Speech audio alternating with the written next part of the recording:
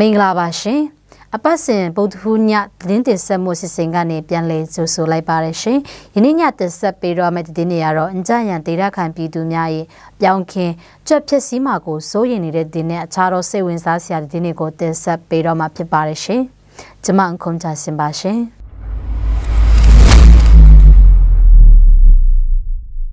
ဂျာယန်ဒေတာခံများ၏တောင်ယာစပါးအားလုံးကြွက်ဖြစ်စည်းကုန်တာကြောင့်စပါးအစားပြောင်းဖူးပြန်လဲစိုက်ပျိုးထားပြီးဖြစ်ပေမဲ့ကြွက်များပြန်လဲဖြစ်စည်းမှာကိုလည်းဒေတာခံများကစိုးရိမ်နေကြပါတယ်ဒေတာခံချို့ကပြောင်းဖူးအစားထိုးစိုက်ပျိုးနေပြီးဖြစ်ပေမဲ့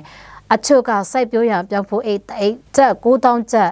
တသိန်းပေးဝေရလို့ငွေကြေးခက်ခဲတဲ့အပြင်စိုက်ပျိုးထားပေမဲ့ကြွက်များမဖြစ်စီအောင်ဘယ်လိုကာကွယ်ရမည်ဆိုတာမသိတာကြောင့်အချို့ကမဆိုင်နိုင်သေးဘူးလို့လည်းဒေတာခံတယောက်ကအခုလိုပြောပါတယ်အခုအချိန်မှာမိကျနာမှာစံတအိတ်ကိုကျပ်6000ပေးဝေစားနေရတဲ့အချိန်ဖြစ်ပြီးအင်ဂျန်ရမှာတော့ကျပ်9000 8000ဝေစားရတဲ့အတွက်တောင်ယာတီးတံပဲလုတ်ကင်နေတဲ့ပြည်သူတွေအတွက်တော့အခက်အခဲများစွာဖြစ်စေတယ်လို့လည်းသိရပါတယ်အင်ဂျန်ရမှာလူဦးရေအလုံးပေါင်း19000ကျော်နေထိုင်တာဖြစ်ပြီးအများစုက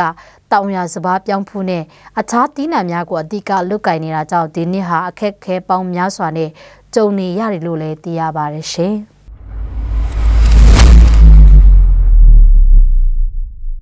ကိုခိုင်စစ်ဆောင်ပြည်သူများဒီနေ့နေရာတီကျောင်းပေးရက်မှာနေရက်ပြန်ဖို့စစ်စစ်နေကြောင်းစစ်ဆောင်ပြည်သူများထမှသိရပါတယ်စစ်ကောင်စီတပ်မှစစ်ဆောင်ပြည်သူများကိုနေရက်ပြန်ဖို့မကြာခဏပြောဆိုတာတွေရှိပြီးနေရက်ပြန်ခါခီးကြိုပို့တာတွေပြုလုပ်ပေးမှာဖြစ်ကြောင်းနဲ့တခြားလိုအပ်တာတွေလည်းဖြည့်ဆည်းပေးမှာဖြစ်ကြောင်းလည်းစစ်ဆောင်ပြည်သူများကပြောပါတယ်နေရက်ပြန်ချိန်စစ်ကောင်စီတပ်မှတတ်နိုင်တဲ့လောက်ကိုကြီးထောက်ပံ့တာတွေပြုလုပ်ပေးမယ်လို့လည်းပြောဆိုတာတွေရှိပေမဲ့စစ်ဆောင်တွေကိုအဓိကကိုကြီးထောက်ပံ့ပေးတာက NGO တွေတာဖြစ်ပါတယ်စစ်ကောင်စီတပ်တွေမဟုတ်တဲ့အတွက်ကြောင့်စစ်ကောင်စီတပ်မှကိုကြီးတာတွေကိုလုံးဝလက်ခံမှာမဟုတ်ကြောင်းလည်းပြောပါတယ်စစ်ဆောင်ပြည်သူများနေရက်ပြန်မဲ့အကြောင်းရင်းကစစ်ကောင်စီတပ်မှစစ်ဆောင်များကိုကိုကြီးထောက်ပံ့တာတွေရန်နာထားတဲ့အတွက်ကြောင့်ကိုခိုင်ရှိစစ်ဆောင်စခန်း9နေရာမှာ NGO CSO တွေစီကကိုကြီးထောက်ပံ့တာတွေကိုဇွန်လလကုန်ပိုင်းကတည်းကစပြီးဖျက်တောက်လိုက်တဲ့အတွက်ဆက်နေရင်လည်းစားဝတ်နေရေးခက်ခဲမှာဖြစ်တဲ့အတွက်နေရက်ပြန်ပြီးတောင်ယာနဲ့လေယာတွေကိုလုတ်ကင်အသက်မွေးဝမ်းကြဖို့ပြင်ဆင်လာတာဖြစ်ကြောင်းစစ်ဆောင်တွေကပြောပါတယ်ကိုခိုင်ရှိစစ်ဆောင်ပြည်သူများကလွန်ခဲ့တဲ့2012ခုနှစ်မှာဖြစ်ပွားတဲ့စစ်ကောင်စီတပ်KIA TNLA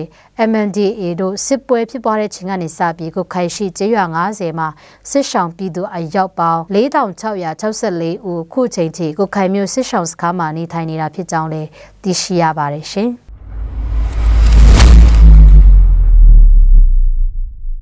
တနိုင်းကောင်ရာကျေးရွာအပြင်ဘက်ယူဇနာတော်နဲ့မှဝန်ပလွေတွေအကြောင်းအိမ်မွေးတိရစ္ဆာန်ဖြစ်တဲ့ကျွဲနာများအလွယ်တကူဖမ်းစားနေတယ်လို့သိရပါတယ်၎င်းဒေတာမှာဝန်ပလေအုပ်စု9ခု10ခုလောက်ရှိလို့ခမှန်ရပြီးတော့တရက်ကိုကျွဲနွားအနည်းဆုံး3-4ကောင်လောက်ပျောက်ဆုံးနေတယ်လို့လည်းသိရပါတယ်ကျွဲနွားများထိမ့်သိမ်းဖို့နေမြေလုံခြုံရေးမရှိတာထက်စစ်ကောင်စီကိုလည်းကြောက်ရတာကြောင့်တရက်ကိုကျွဲနွားဘယ်နှကောင်ပျောက်တယ်ဆိုတာကိုတော့အတိအကျမသိနိုင်သေးဘူးလို့လည်းဒေတာခတယောက်ဖြစ်တဲ့ဆရာဂျော့ဆက်မဖောင်တော်ကပြောပါတယ်ဝန်ပလေတွေများလို့ရွာပြင်ကိုလူတယောက်တည်းသွားရင်တော့အန္တရာယ်ရှိလာနိုင်တယ်လို့၎င်းကထပ်ပြောပါတယ်တောနဲ့သွားဖို့လည်းလုံခြုံမှုမရှိတာကြောင့်ဝန်ပလေများကျွဲနွားဖမ်းစားမှုညှို့ကြအောင်မပြုတ်လို့နိုင်သေးပဲနေ့တိုင်းကျွဲနွားပျောက်တာတွေဆက်တိုက်ဖြစ်နေတယ်လို့လည်းသိရပါတယ်ရှင်